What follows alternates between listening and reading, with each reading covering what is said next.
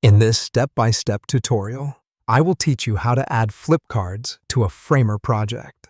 First, we'll start our journey by finding the flip card component. To accomplish this, visit the online Framer marketplace. Once there, begin a search for the term flip card. You will discover a wide array of both free and premium options at your fingertips. For instance, you may see the flip card component by Kaibaru Yahaya, or the 3D flip card by Can Gergen. These are just examples of the kind of options you have to choose from. Choose carefully according to your project and design needs.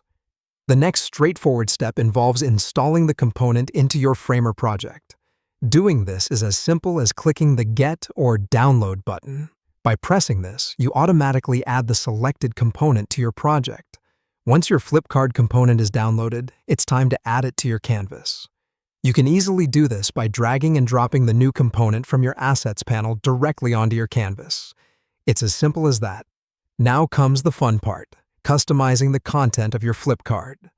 The thing about components, including the flip card component, is that they come with predefined slots or layers. These slots are designed to hold the front and back content of your card.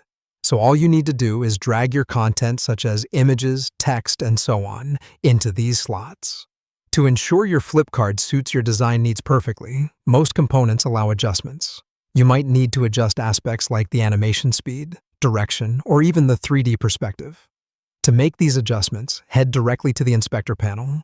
Here, most components will provide you with the necessary tools for customization. In essence, adding flip cards to a Framer project involves some few essential steps.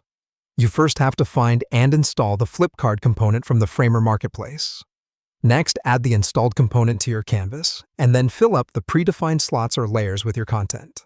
Lastly, adjust the specifics of your flip card to meet your project and design requirements using the tools provided in the inspector panel. Now you know, give it a try and see how significantly flip cards can improve the interactive quality of your Framer projects.